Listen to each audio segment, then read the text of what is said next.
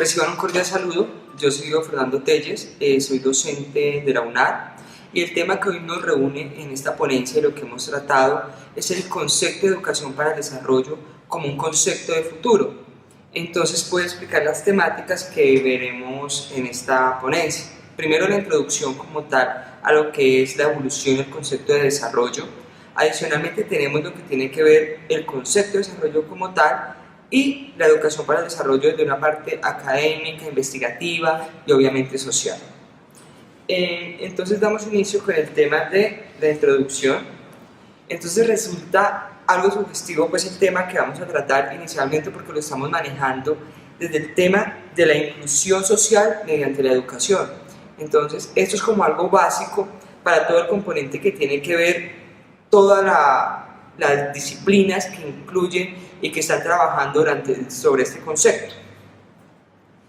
Adicionalmente, pues tenemos que la educación para el desarrollo no es un concepto que implica solo investigación, y en este caso investigación social, sino que va mucho más allá, va en un contexto desde las universidades, un contexto académico e investigativo, y de todas aquellas experiencias que se tienen en el concepto de educación en las universidades, y más que todo en el tema de inclusión social, y lo que tiene que ver directamente en el campo de las experiencias y del campo social. Entonces tenemos dos: uno, las experiencias universitarias que vivimos en el día a día en la academia, y el segundo, el que tiene que ver directamente con el campo de dirección y de esas experiencias académicas y de la aportación del cambio social en un escenario de intercambio de experiencias y de conocimiento.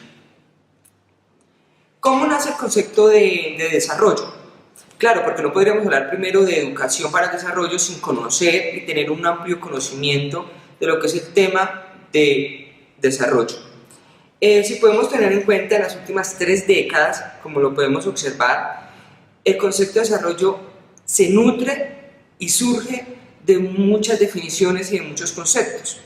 Prácticamente su cambio trascendental se debe a las postulaciones teóricas en un contexto práctico de lo que tiene que ver el desarrollo.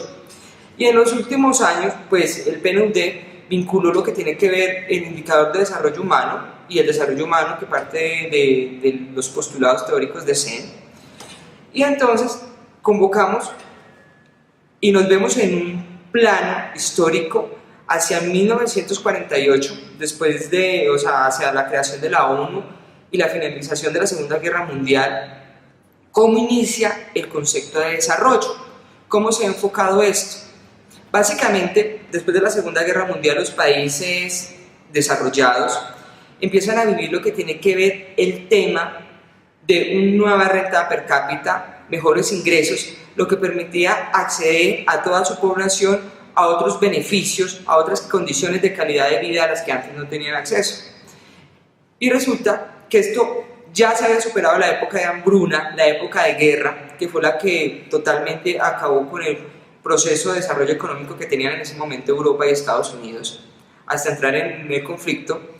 Y entonces, ¿qué es lo que hace? Que una nueva clase media y una nueva clase rica saquen de la pobreza a esa clase obrera y trabajadora. Entonces tienen más renta per cápita, más ingresos, más acceso a bienes y servicios. Entonces desde ahí parte el desarrollo.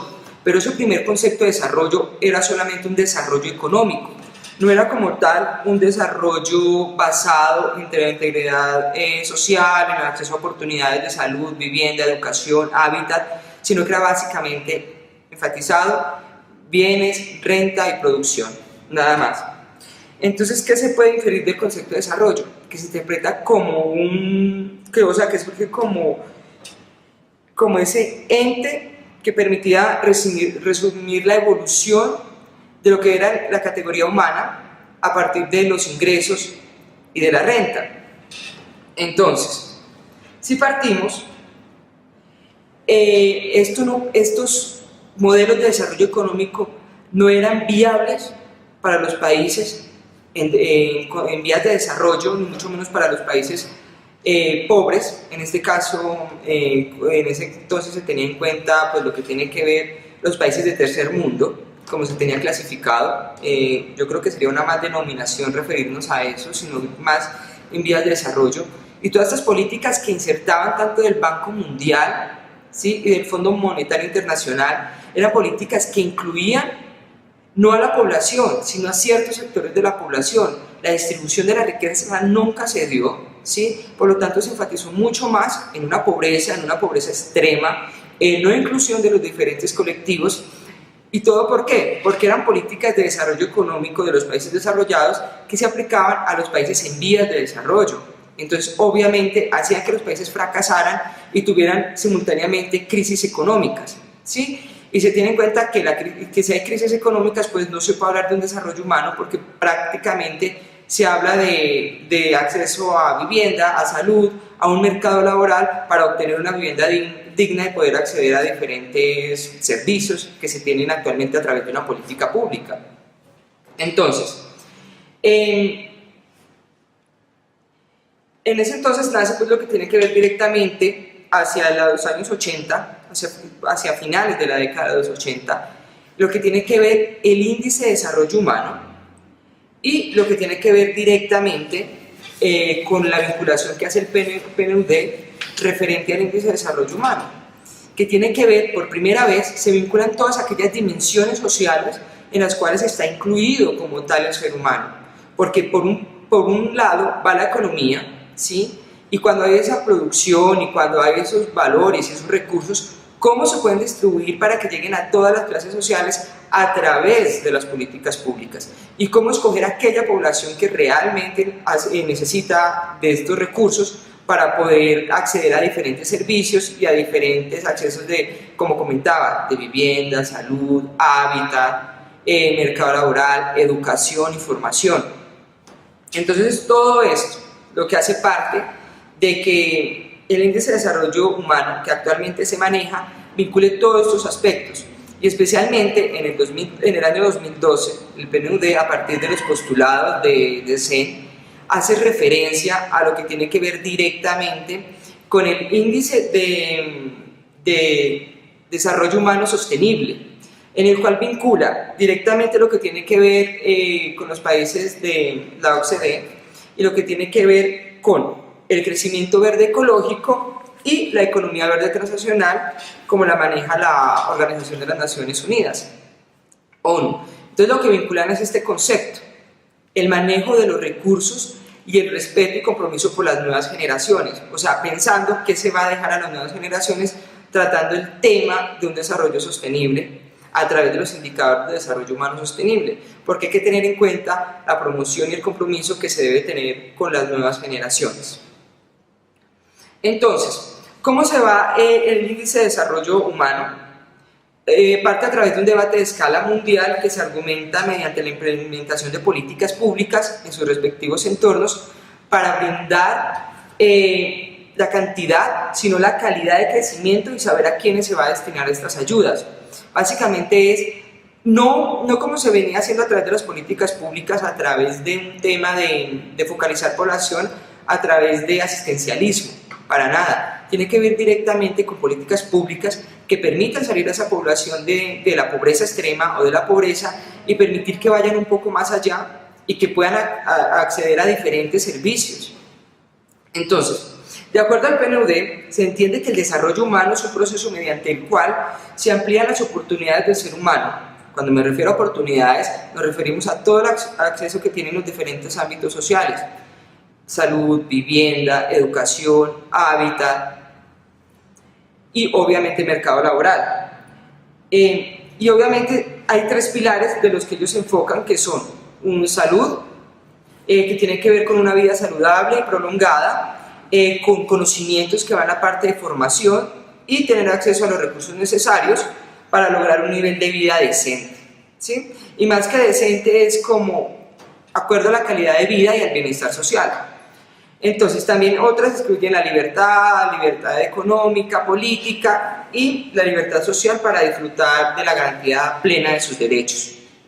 Entonces vemos que hacia la década de los 80 empieza un cambio en el cual se vincula realmente ese carácter y valor social del ser humano como un aspecto crítico referente a la política, ¿sí? Porque primero teníamos en cuenta que el desarrollo económico pues hace parte, ¿sí?, como tal de lo que tiene que ver todo un índice de desarrollo humano. Por lo tanto, es una de sus variables y no como tal el desarrollo económico es todo el desarrollo en sí. Entonces, ¿en qué se enfoca el desarrollo, el índice de desarrollo humano? Básicamente va enfocado a varios temas. Primero, la esperanza de vida. Esto es básico en comparación. ¿Cuánta es la esperanza de vida o el indicador que permite establecer cuántos años viven las personas dependiendo de diferentes condiciones de acceso a oportunidades que tengan en diferentes zonas? No podemos comparar en este caso la esperanza de vida que se tiene en un país desarrollado o en el sudeste africano, ¿sí? O en el subsahariano. Es como esa expectativa que se tiene de vida, son las condiciones de calidad de vida y de bienestar social que se da a la población. Entonces se enfatiza en ese índice como tal. Logros en la educación. Se habla directamente en el tema de formación, acceso a la educación, ¿sí? De permitir que primero una educación universal, una educación primaria, una educación secundaria y permitir que ciertos individuos o la mayoría de individuos puedan acceder más a las universidades, a una educación superior y una educación de calidad en las diferentes universidades de los países. Otro, el control sobre los recursos necesarios para un nivel de vida seguro. Básicamente va enfocado al índice de desarrollo humano sostenible, cómo permitir que esos recursos sean disponibles para toda la población y lo que provenga de ahí obviamente permita ese desarrollo de las diferentes comunidades. Además, se tienen en cuenta en el índice de desarrollo humano, como se mencionaba anteriormente, el progreso social es básico a través del enfoque de política pública o políticas sociales, el movimiento y el activismo para hacer que la población sea mucho más participativa y obviamente consciente de los derechos y el acceso que tiene a los diferentes recursos. Segundo, la economía, como comentaba anteriormente, en el desarrollo humano pasa a ser una de sus variables, no lo es todo. ¿Por qué? Porque permite que los diferentes individuos accedan a un mercado laboral y por ende obtengan unos ingresos para poder acceder a diferentes servicios. Tenemos la eficacia y eficiencia en términos de uso de los recursos. O sea, este es un objetivo común entre todos los individuos y los entes y las organizaciones del Estado. La participación y libertad son el pilar fundamental de las sociedades democráticas. ¿Por qué? Porque básicamente permiten tener ese empoderamiento de gobernabilidad local, un desarrollo regional y obviamente un desarrollo local que parte a través de la visión de comunidad. Y obviamente todo esto viene enfocado hacia los objetivos de desarrollo del milenio.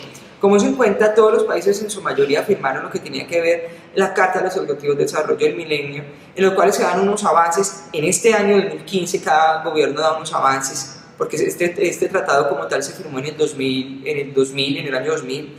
En el 2015 se daban los primeros avances y en el 2025 se tendrían que dar unos altos índices de haber cumplido con erradicar la pobreza extrema, que es fundamental. Segundo, el enfoque de género, la lucha contra el hambre, la lucha contra el VIH. Entonces son como todos estos enfoques a los que se tiene que dar en cuenta, y especialmente en el caso colombiano lo que tiene que ver con la lucha de la pobreza extrema, que es básicamente donde somos conscientes de que somos los países más desiguales de Latinoamérica y en los cuales se debe enfocar una política pública para erradicar estos problemas, y más que erradicar es permitir que esa población acceda a ciertos servicios a los cuales antes no había podido acceder. Entonces, ¿cómo nace en sí el tema de educación para el desarrollo? Tenemos en cuenta el desarrollo y una de sus variables es la educación para el desarrollo. ¿Y cómo hacer eso? ¿Y cómo hacer que el desarrollo llegue a las diferentes comunidades o a los diferentes colectivos a través de la política pública? Entonces nos vamos a enfocar hacia qué es como tal el concepto de educación para el desarrollo. Entonces lo enfatizaba en un proceso educativo formal, no formal e informal que va encaminado hacia el conocimiento de actitudes para promover una ciudadanía global generadora de una cultura de la solidaridad comprometida en la lucha contra la pobreza y la exclusión, así con la promoción del desarrollo humano y sostenible. O sea, a través de los mecanismos de formación, ¿sí? ¿Cómo permitir que esta población marginalizada, o que no está incluida en todos estos procesos, a través de estos procesos de formación sean incluidos los diferentes colectivos. ¿Cómo hacerlo? Entonces nos manifiestan diferentes procesos. Primero, lo que les comentaba, lo que era lo conceptual, cómo se concebía el tema de educación para el desarrollo en su lucha contra la pobreza y el tema de exclusión social, o sea, hacer una inclusión, hablar de algo incluyente, de permitir diferentes políticas públicas para que diferentes colectivos de género, ¿sí?, sean incluidos en estos campos. Y obviamente el concepto que tiene el PNUD en el 2010 referente al desarrollo humano.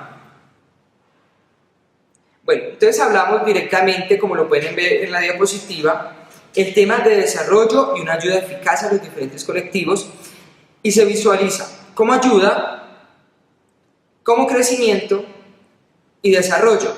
Pero nos enfocamos en este tema y resulta que no puede ser que la ayuda permita un crecimiento y vaya a un desarrollo.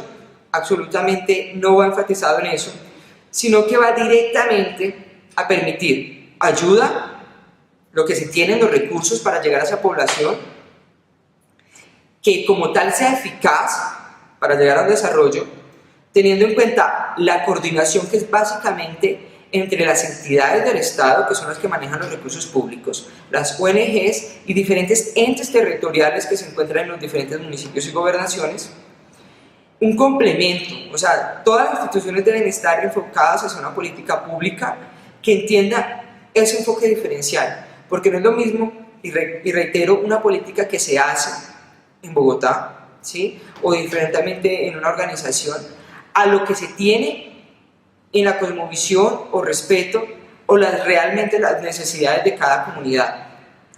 Y coherencia. Obviamente deben haber planes, programas, proyectos que vayan enfocados a eso. Entonces tenemos en cuenta que la ayuda no va directamente a un crecimiento económico y por tanto a un desarrollo. Es al contrario, la ayuda permite eficacia, una coordinación, un complemento y coherencia para llegar a un desarrollo como tal. Al tener estos componentes en la educación para el desarrollo, tenemos que una ciudadanía activa, formada, informada y comprometida en la promoción del desarrollo y la lucha contra la pobreza. Y la lucha contra la pobreza, ¿qué nos permite? El tema de inclusión. Si hay inclusión, obviamente podemos erradicar como tal el fenómeno de pobreza, el cual obviamente también tiene muchas distensiones y que nos llevaría a muchos debates. ¿Cómo lo hacemos? A través de sensibilización, formación, concienciación o concientización y acción. Esto es un proceso cíclico, es algo que nos permite ver que si hay formación, sensibilización para la población y hay formación, hay conciencia referente a esto. Es permitir que diferentes ciudadanos sean partícipes de los derechos humanos, de lo que está planteado en su constitución política y cómo permitir que esto realmente llegue a una acción de los diferentes colectivos a través de la movilización social. Y hablamos de un proceso de educación para el desarrollo como un proceso educativo transformador. ¿Por qué?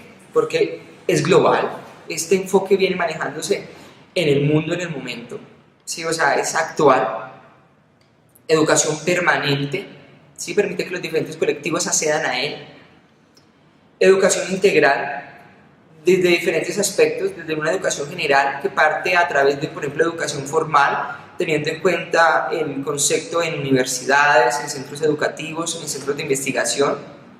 Adicionalmente tenemos el concepto en que se plantea y que va enfocado a no formal, en centros de ocio, entretenimiento, y informal, que vienen a ser las comunicaciones, los medios de comunicación, los mass media y las redes sociales actualmente, en el cual está mucho público objetivo en este momento. Educación problematizadora o problematizante, que permite identificar a través de la investigación social lo que tiene que ver directamente un enfoque de problemas sociales y cómo buscar esas soluciones a través de la educación para el desarrollo.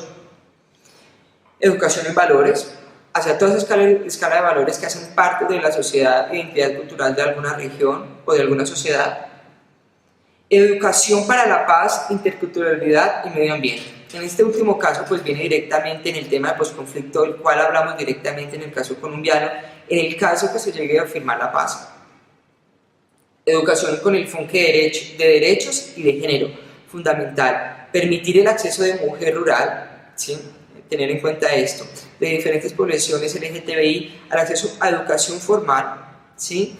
Permitir que sean a través de la movilización social y la participación exijan sus derechos, o sea, eso es fundamental en el enfoque de objetivos de desarrollo del milenio.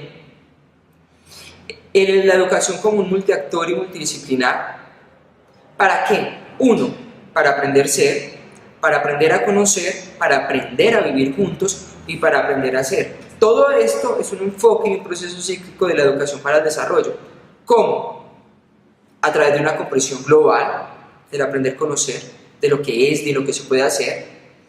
Formación integral para aprender a hacer. Un cambio social de cómo podemos generar a través del movimiento social y a través de la exigencia de políticas públicas que tomen en cuenta las necesidades de los colectivos y de los diferentes enfoques de género, de los diferentes colectivos como tal, y la comprensión social de cómo aprender a vivir juntos a pesar de las diferencias. Entonces ahí es donde juega un papel importante las minorías y los colectivos. Entonces, aparte de eso, la educación para el desarrollo se enfoca en 4 dimensiones no excluyentes e interrelacionadas que van enfocadas en cómo, en la sensibilización, ¿mediante qué? La educación. ¿En qué principios?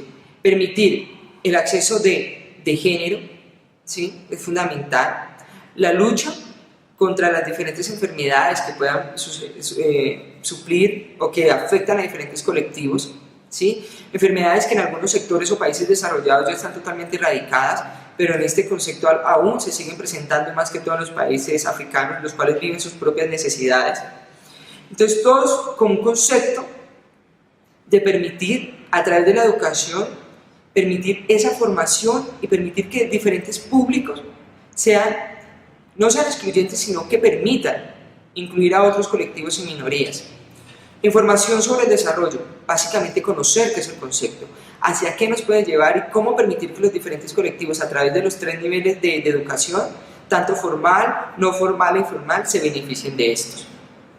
Investigación para el desarrollo, pues básicamente nace desde las experiencias y obviamente parte de una investigación social, ¿sí? Del componente de investigación social a través de la acción participativa que permita conocer las características y las necesidades de cada población. Reitero, no es lo mismo una política pública que se desarrolla con el conocimiento de la población o de diferentes ciudadanos a una política pública que se basa sobre cimientos de no conocimiento.